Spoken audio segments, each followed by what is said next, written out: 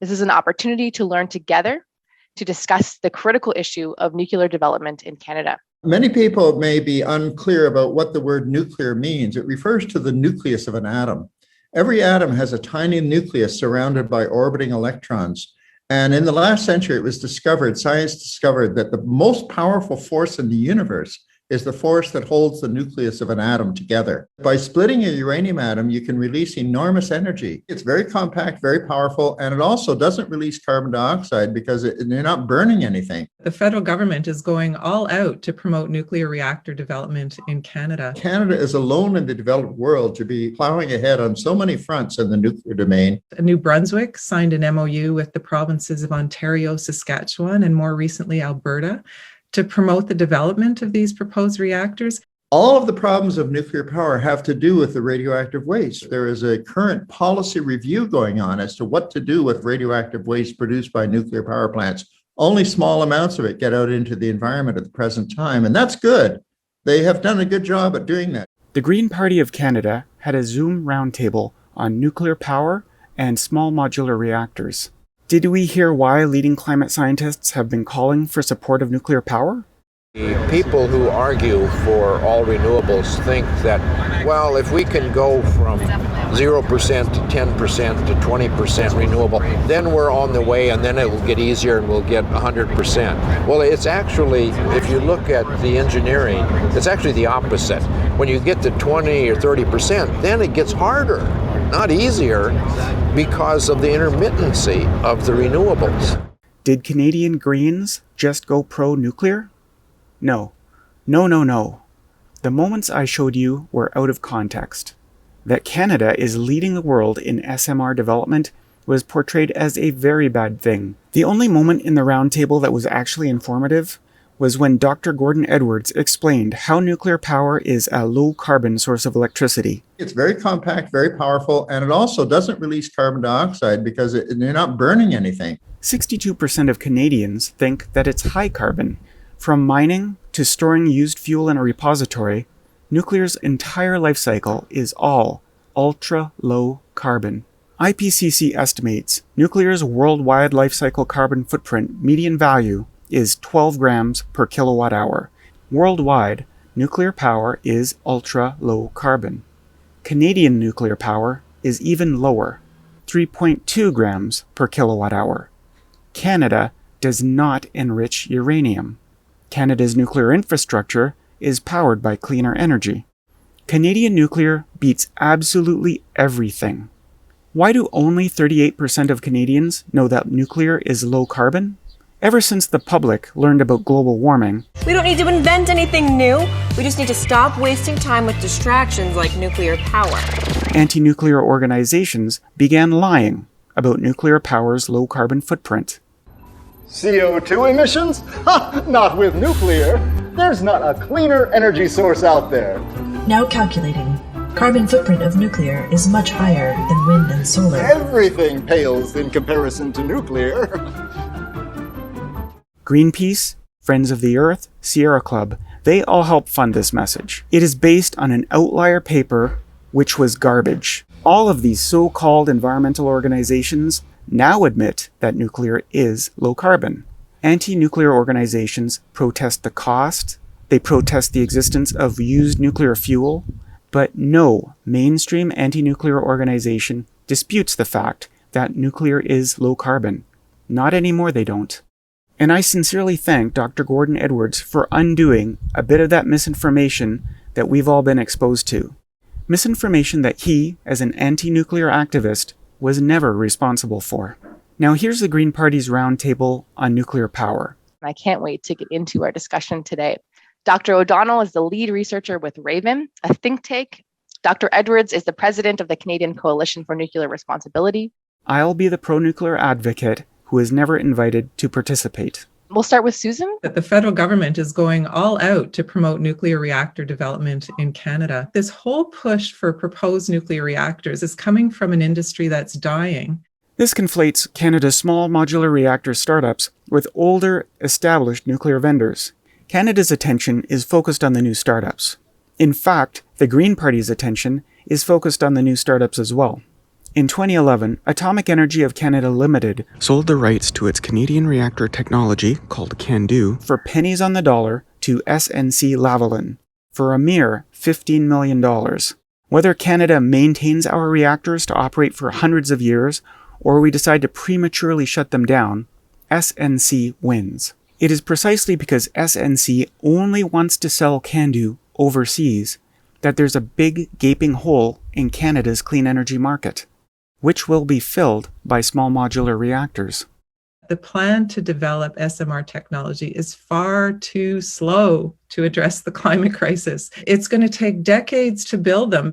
Before 2030 is when the first SMR will come online. Until then, Canada should pursue other means of decarbonization, but this is not an either-or case of opportunity cost. I don't expect people improving solar panels to drop everything and build nuclear reactors, just as I don't expect people improving solar panels to drop everything so they can start working on wind turbines. There's a place for every low-carbon energy source. Each one has unique advantages. Nuclear power is the only low-carbon form of energy generation which does not suffer from geographical constraints. Nuclear can be deployed anywhere on Earth and pack essentially unlimited power production onto a tiny footprint of land. There is already worldwide demand for small modular reactors because utilities around the world are aware of these features. Have nations around the world decarbonized with 100% renewable energy? Yes, when that renewable energy includes hydropower. But not ever, not anywhere, without hydro. Only two energy sources have decarbonized grids anywhere on Earth: hydropower and nuclear power. Denmark is flat, so it can't harness hydropower. Denmark is as close as any country has ever come to decarbonizing without hydro. Yet, their carbon intensity is still higher than nuclear-powered grids, such as France, Sweden, and Ontario. To back up wind and solar, Denmark needs to burn hydrocarbons because they have no hydropower. Small modular reactors are worth the licensing delay, not just for Canadian provinces without hydropower, but for countries around the world without hydropower, or countries around the world that have maxed out their hydropower potential. Let's not forget, hydropower has environmental consequences. I live in Alberta, and we have very little hydropower. Canadian Greens have only ever elected in ridings rich in hydropower. They can pretend their grids are powered by solar and wind every time they brag about renewables. There is no grid in Canada entirely powered by solar and wind. It is always hydropower that provides the most value. They're only designs on paper, and in fact, experts have called them PowerPoint reactors. Every single SMR design is based on a nuclear reactor which has already been in operation. Yes, going from experimental reactor to commercial reactor is a slow process and costs a lot of money, but that has everything to do with the licensing process. The molten salt reactor experiment was designed from scratch in 1960 and was an operating reactor by 1965. That's 5 years to conceive of a completely novel reactor design, build it, and then start splitting atoms with it. I'm told that if the only challenges facing an SMR vendor was safety, construction, and budget, a modern-day molten salt reactor could be up and running within 4 months. They could start building one right now. Nuclear in Canada is highly regulated. That is a good thing. But there's nothing about small modular reactors that hasn't been tested already. What's new is commercialization and mass production. It's going to cost billions of dollars from taxpayers. The startup I'm most familiar with raised $40 million in private equity.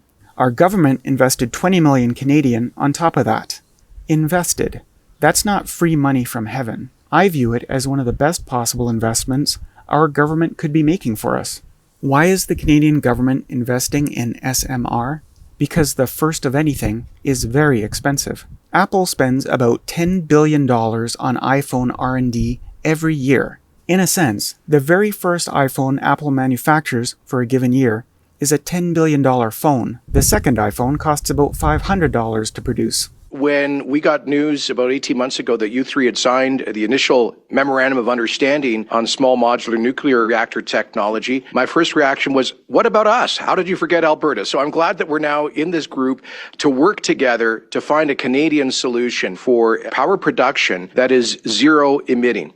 The reason our 4 provinces are working together with the federal government in a collaborative fashion is to share the development cost so we can all share the production reward. This is a new thing for nuclear power. These are assembly line reactors. We've got to get in this game so we can have a SMR platform that we could sell around the world, including to meet Alberta's future energy needs. And with that, we'll now sign the agreement. Please contrast this with solar and wind feed-in tariffs. Those are money from heaven. Those aren't investments. There's no shared Canadian equity. You're likely aware that New Brunswick signed an MOU with the provinces of Ontario, Saskatchewan, and more recently Alberta to promote the development of these proposed reactors. And one of the interesting things about this MOU is that it actually binds the parties to only talking about the benefits of these technologies, to only talking about the economic and environmental benefits, and not to talk about the risks. That's not true. The MOU is not a bloody gag order. Any Greens who doubt this, please read the MOU for yourself. It's 6 easy-to-read pages. Also, the part she's mischaracterizing is non-binding.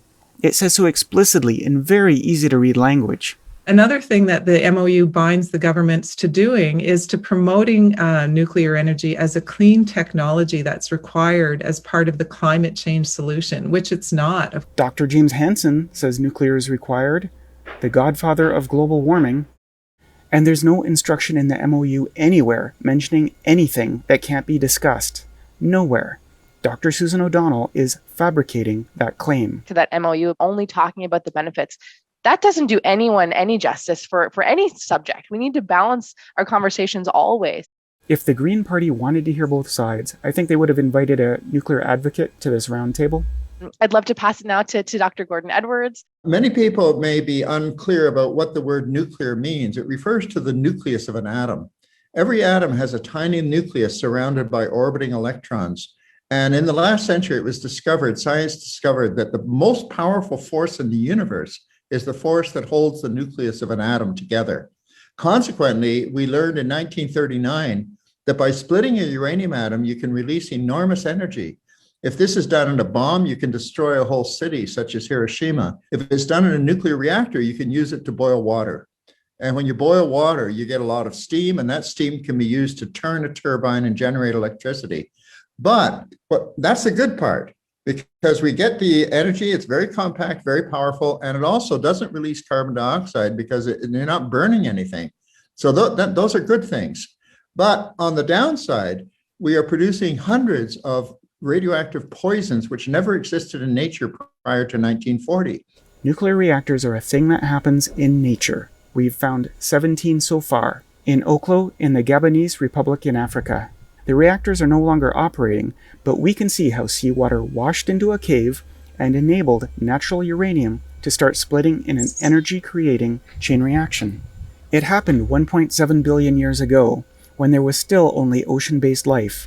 That 1.7 billion years gives us a real-world test of how nuclear waste was stored in a natural geological repository. The plutonium created by the reactor has moved 2 meters since the chain reaction first took place, almost 2 billion years ago. That is not far. By the time our sun expires, the plutonium will have spread 5 more meters through the rock. All of the problems of nuclear power have to do with the radioactive waste. I would have said cost. Conventional nuclear reactors cost billions of dollars, and we need to get that cost down, which is why Canada is developing small modular reactors. But I'll entertain the notion. Tell me more about waste being the problem. On the downside, we are producing hundreds of radioactive poisons which never existed in nature prior to 1940. And these poisons are indestructible, and we don't know really what to do with them anywhere on Earth. They're not indestructible. To chemists, they're indestructible, in the same way a chemist can't turn lead into gold. But nuclear scientists can turn lead into gold. They did so 35 years ago. Inside a reactor, such as the one that will be built by Moltex, today's spent fuel will evolve into something else, something a little more used up. This is similar to what we're doing today with natural uranium in our existing Canadian reactors. Fission products are what's created when a big atom, such as uranium, splits apart into 2 smaller atoms. But some uranium atoms don't fission, and instead change into plutonium. that plutonium can eventually be split up into fission products too. If we keep fissioning, meaning splitting, our uranium and plutonium, then our supposed million-year problem becomes a 300-year problem. Since 2011, I've been trying to make people aware that these technologies exist. There's actually lots of amazing stuff we can do with used nuclear fuel to liberate even more energy from it, and to reduce how long it will remain radioactive. Or we can stick it in a deep geological repository. It really doesn't matter. Both approaches have been demonstrated to work. Here in Canada, we should pursue both. That way we can generate the most clean energy possible from our uranium. And we also have a safe place to store every possible waste, even if that means burying a 300-year problem in a million-year repository. And we don't know really what to do with them anywhere on Earth as to how to store these things safely for such enormously long periods of time.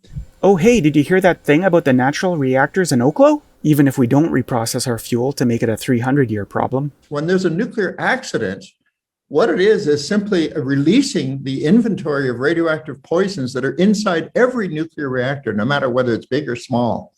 And consequently, anything, whether it's an explosion, whether it's an accident, whether it's an attack, that releases those radioactive materials can cause enormous damage over a very long period of time. Chernobyl, the world's worst nuclear accident, killed 59 people directly, and indirectly will kill a total of 4,000 people ever, from here to the end of time.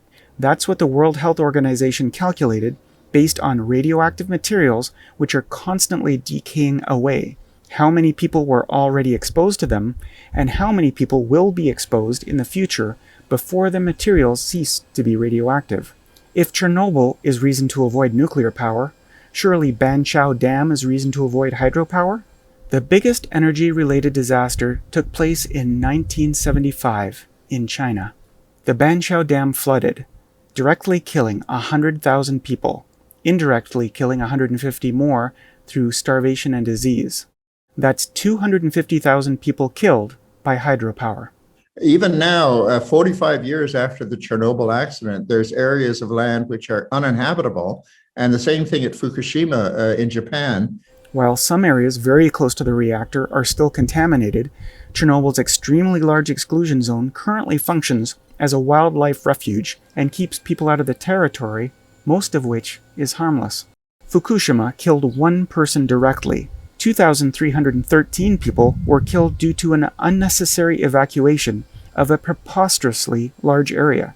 In fact, many people conflate the tsunami's death toll with an imaginary radiation death toll. We want to clarify a story we brought you Thursday. That was the 10-year anniversary of the magnitude 9 earthquake and tsunami that struck Japan's northeast coast. Nearly 20,000 people died. But we want to make it clear those deaths happened as a result of the quake and tsunami, not the nuclear meltdown that followed after waves hit the Fukushima Daiichi nuclear power plant. The tsunami and earthquake killed almost 20,000 people. Fukushima's unnecessary evacuation killed about 2,300. Fukushima's evacuation order has been lifted for most of the nearby towns. That hydro accident killed 40 times more people than Chernobyl radiation and the Fukushima evacuation combined. 40 times more. Now, none of these numbers give a complete picture of energy safety because they're all one-off examples. When you tally up the amount of energy generated by each energy source and tally up the deaths caused by each energy source, you'll find nuclear power is one of the safest forms of energy production. Which is the least safe? Could it be hydropower? Well, hydropower hasn't killed a large number of people since 1975. Wind power is safe? Solar power is safe? We can make any one of these seem scary by citing specific accidents, but statistically, the only truly dangerous form of electricity production is coal. Coal combustion used to generate electricity kills 800,000 people each year. That's mostly due to fine particulate air pollution. Nothing newsworthy, no explosions needed, no trapped coal miners, just people like you and me dying from lung disease. Our kids' health impacted by lung disease. Coal waste actually kills people every year in Canada by the thousands. Coal waste is dumped into our air and dumped into our water. You know what nuclear power dumps into our water? Warm water. There's nothing in it. It's just slightly warm water. No one in Canada has ever been killed by a nuclear accident. No one in Canada has ever been killed by used nuclear fuel. Every single coal plant operating in Canada could host small modular reactors instead. Exactly as is going to happen to an American coal plant in Wyoming. That's a Bill Gates nuclear reactor to be built on a Wyoming coal plant to replace it. China is prototyping nuclear power plants designed specifically to sit atop coal plants so they can stop burning coal, but use their existing infrastructure. If we want to protect people living close to our power plants, then we should continue refurbishing our Canadian nuclear reactors, and we should start building small modular reactors on coal plants, and then start remediating the toxic coal ash. That's how easy it would be to decarbonize our grid, to clean up our energy production. Swap out coal, swap in nuclear. Done. Health Canada estimates that the number of deaths that can be attributed to air pollution in Canada is 14,400. We'd need 3 Chernobyls every year in Canada to top our air pollution fatalities. Is Canada gonna out-Chernobyl? The USSR was a gong show. Fukushima and Chernobyl were not out-of-the-blue incidents from otherwise stellar nuclear industries. Why is it so unreasonable to look at Canada's 40-year history of fatality-free nuclear operation and assume that we might continue to operate nuclear power plants safely into the future? To call this clean is sort of like Trump saying that he won the election. It's a Trumpism. It's simply a downright lie. And, out of the Hitler playbook, Hitler said that the bigger the lie, the more likely people are to believe it. But there's no way that this is a clean technology. It produces the most dangerous waste of any industry on Earth. Hitler, huh? By Graham, a fresh from the reactor spent fuel rod is the most dangerous energy byproduct on the planet. I'll grant Dr. Edwards that. Yet, used nuclear fuel from power production has never killed anyone on Earth, ever. Anywhere. That's because nuclear power creates waste, and it doesn't create pollution. It is contained in dry casks today and in a deep geological repository tomorrow. Every other form of energy should be so lucky as to have a waste stream that can fit in a cask. Coal waste is too big to contain, so we dump it in the air and in big piles that leach and spill into rivers. Wind turbine blades contain bisphenol A, an endocrine disruptor. In the fiberglass, a 1.5 megawatt industrial wind turbine contains about 10 tons of bisphenol A. These blades are being dumped into landfills. Solar panels contain lead, tin, and chromium. Thin film solar contains cadmium. Only 10% of solar panels are being recycled because the component materials have so little value. In fact, the life cycle cost of solar panels isn't just kept low because they're being landfilled when used up. 80% of solar panels are manufactured in China, where lax environmental standards help lower manufacturing costs. Much of the world's supply of polysilicon comes from China's Xinjiang region, where Uyghurs are being coerced into labor for the solar supply chain under the threat of re-education and internment. If we're going to talk about Hitler in an energy discussion, I've never heard Green leadership or Green MPs talk about auditing the solar supply chain coming out of China. It was a worldwide story that broke in April. If forced labor was used to create anything other than solar panels, wouldn't the Greens have spoken up about it? What happens when you abandon this material, which is what the current plan is? Abandon in a deep geological repository. I mean, the site will be monitored for 70 years after it receives its final shipment of used fuel, and during that time, the most dangerously radioactive materials will cease to be dangerously radioactive. But whether we just added used fuel yesterday, or it's 70 years after the last shipment of used fuel going into the repository, it is a deep geological repository. There's already plenty of radioactive material under our feet. It's radioactive decay, which helps heat our Earth from the inside. If we didn't have the radioactive decay of uranium and thorium heating our planet's core, the Earth wouldn't have a magnetic field, our atmosphere would be blown away by the solar wind, and Earth would be as dead as Mars. The Liberal Party did not campaign on an ambitious new nuclear expansion program, and technically they have no mandate from the electorate to embark on such a course. You promised to build me a house, but you never said you were going to use a hammer and nails. The Liberal Party campaigned on a platform of addressing climate change. Liberals and conservatives agree that nuclear power is required to address climate change. This only sounds crazy to the Green Party.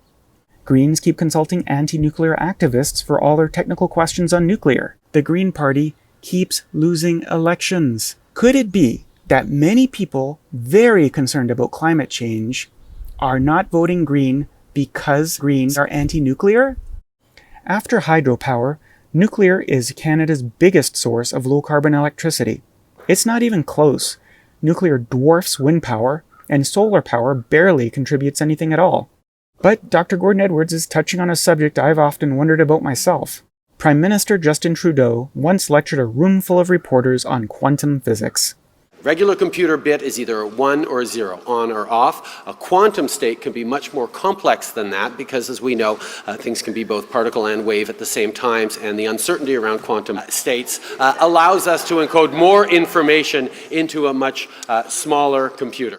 Imagine if it wasn't Dr. Gordon Edwards who had said the following, but if it had been Justin Trudeau. By splitting a uranium atom, you can release enormous energy. It's very compact, very powerful, and it also doesn't release carbon dioxide because you're not burning anything. It's not crazy to imagine that. Something very similar happened in the United States. Prominent liberals started to support nuclear power. Trying to get rid of all the nuclear power plants that produce 20% of the nation's energy is not going to help us accomplish our goals. Right now, nuclear is more than 50% of our non-carbon causing energy. Most Americans don't realize that. They really don't, and I was one of them. People who think that we can get there without nuclear being part of the blend just aren't looking at the facts. I think it's natural to re-examine your beliefs as you age up. Nuclear is the best way to go for energy for the future. You and I are religious fanatics, or have been, about anti-nuclear. Nuclear is bad, and we are the ones who should lead the discussion. I remember the intensity of the nuclear debate, and I was on the other side of it. This administration does not support the Department of Energy's Advanced Liquid Metal Reactor program and will oppose any efforts to continue the funding for this reactor project. But given this challenge we face today, and given the progress of fourth generation nuclear, go for it. No other alternative, zero emissions. We all know that there isn't 4 hours of sun here in Michigan every day, and so on those days there's no sun. How am I warming up my pizza? In 3 short years, USA's Democratic voter support for nuclear power rose from 37% to 56%. That's an increase in support of almost 20%. Republican support for nuclear never changed. It just stayed at 64%. Canadians are dreadfully misinformed about nuclear power. 60% of us think it releases as much CO2 as the combustion of oil. It's time our mainstream political parties started sharing some basic nuclear power facts with the Canadians, so our citizens could learn that worldwide nuclear has a lower carbon footprint than solar, and that in Canada, nuclear power has a lower carbon footprint than absolutely everything. We are being excluded from decisions which are going to affect our grandchildren's grandchildren. There's no parliamentary debate. So here's what happened immediately after the Green Nuclear Roundtable. The Minister of Natural Resources said that affordable, safe nuclear power is key to reaching Canada's climate goals. It is the nuclear industry who carefully designed and continues to perpetuate that greenwashed illusion. The reality is that competitive technologies like solar, wind, and geothermal are operational today. Even when facing these indisputable facts, this government allocated millions of dollars to develop SMRs, a hypothetical industry that relies strictly on massive federal subsidies and does nothing to resolve the problem of radioactive waste production. The risks are being ignored, the dangers trivialized. From circle jerk straight to House of Commons. We don't need a debate. We need a shared set of facts. Support for nuclear among U.S. Democrats shot up from 37% to 56% in 3 years. That's almost 20% more support in 3 years. What happened? Progressives in the United States started challenging the anti-nuclear narrative, pointing out some very basic facts. not complicated stuff like a 6-page MOU that befuddles this green roundtable. Which are going to affect our grandchildren's grandchildren. This is not right. There's no way I'd ever want my family or my kids or their future kids to ever be exposed to used nuclear fuel.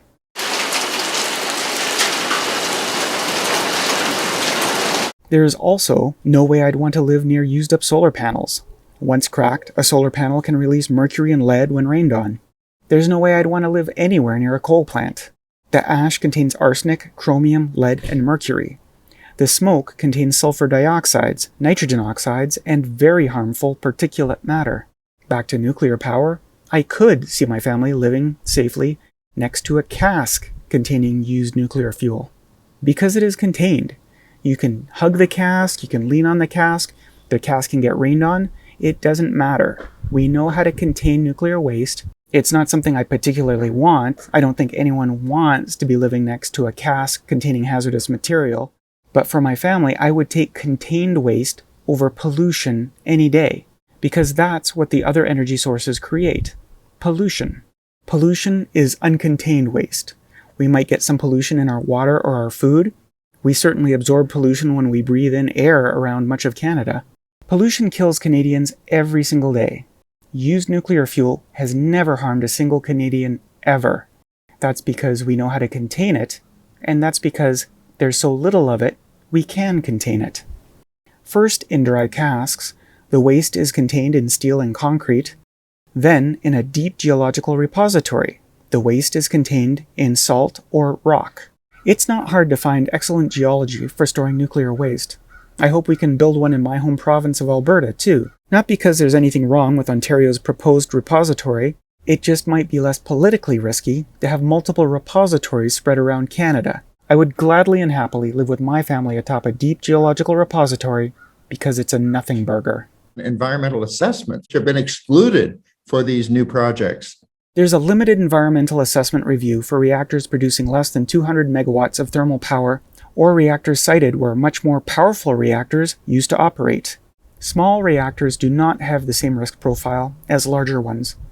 An environmental impact review, in this context, isn't about accidents. It's about whether a piece of land should be used for nuclear power.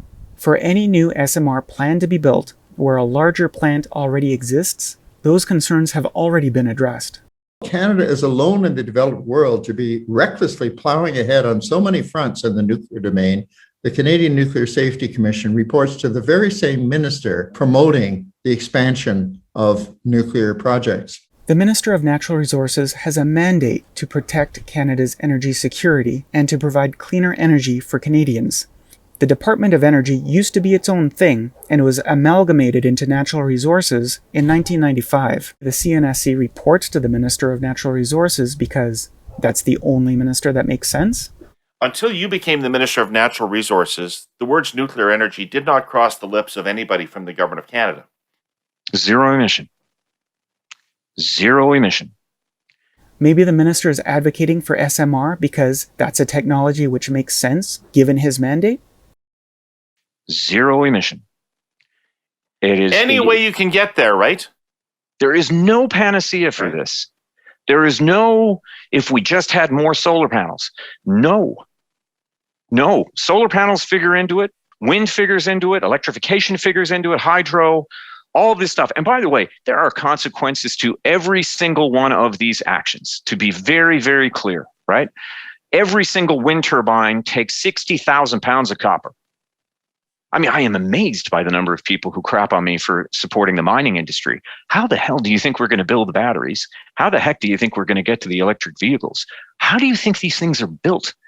I mean, if you grow up, as I did, either, on an island in the middle of the North Atlantic or in the subarctic in Labrador, you grow up to be a very pragmatic person. You are blindly and ideologically practical. And that is where I come from on nuclear. So I know what the waste issue is here, and I know it is tangible. We can see it. We know what it is. We can mitigate it. We have the science. We have the ability. right? It's far more distant when it comes to, the inevitable pollution that may occur from even renewables, but certainly with oil and gas, the carbon that we've been putting into the air for years without consequence or without a price, right? But nuclear, it's always been known. We know how to manage it. It is zero emission. It's something that we are extremely good at in Canada. So why we would, squash that competitive advantage is beyond me. CANDU reactors are still the gold standard around the world. We are a tier 1 nuclear nation. And we have an excellent regulatory regime around nuclear. It is actually a competitive strength for us. So we would be foolhardy to put that to one side. It is a part of it. I don't look to nuclear as a panacea. I don't look to anything as a panacea. I don't believe in panaceas. But nuclear gives us that stability that Ontario has enjoyed in this country more than any other province for decades now. And we need more of it. And the idea of small modular reactors is it just allows for, greater versatility and greater deployment. The Americans are on it. Even, right through Trump, they were on this. I don't understand other jurisdictions that have given it up. Germany particularly. I mean, Germany increased its coal extraction after they decided to shut down nuclear plants. That's not clear-eyed thinking on lowering emissions. I'm sorry. We need regular reporting to Parliament on the status of radioactive waste issues and costs. Canada's utilities that use nuclear power pay into trust funds to finance future storage. In 2020, their combined value was $5.4 billion. A financial report on these funds is issued annually. It can be read by anyone. It took me 2 minutes to find it. And finally, we need a balanced, deliberative process to advise the government and Canadians about the advantages and disadvantages of nuclear projects. Canada's Small Modular Reactor Action Plan was created with input from over 100 industrial, educational, academic, municipal, and Indigenous organizations. Dr. Gordon Edwards laments that Canadians are not being informed about nuclear power's disadvantages. 60% of Canadians think it releases as much carbon as burning oil, when in fact it is the single lowest carbon emitting source of energy in all of Canada. But that's just me and my concerns, right? Maybe there's some Canadian out there who never heard the term nuclear waste before. He says the greatest challenge facing the nuclear industry today is the question of nuclear waste. All of the problems of nuclear power have to do with the radioactive waste. I actually received an email from Dr. Gordon Edwards back in 2011 regarding an SMR design. Back then, I was still trying to determine if nuclear power was good or bad, and if it was bad, how could it be made better? Because the one thing I had learned just then was that nuclear power is low carbon.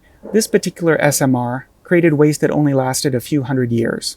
It's kind of like nuclear waste reprocessing, all bundled into a small modular reactor as a single unit. I thought it was pretty exciting that you could build a reactor that didn't need a deep geological repository to put the waste in. How did Dr. Edwards respond to this, given that he sees nuclear waste as nuclear power's biggest problem? Well, he wondered what would happen if a bomb was dropped on the reactor. As it happens, nothing, but that's where his mind went. Then he called uranium a non-renewable energy resource. Well, uranium is actually a renewable energy resource. Seawater contains uranium, and that uranium is constantly being replenished by uranium leaching out from the Earth's crust at the bottom of the ocean. Now, we don't harvest uranium from seawater because we don't need to. Canada has enormous uranium deposits, and what we don't use ourselves, we export for profit. But if we ever wanted to extract uranium from seawater, we could extract uranium from seawater, and it would just leach more uranium out of the Earth's crust.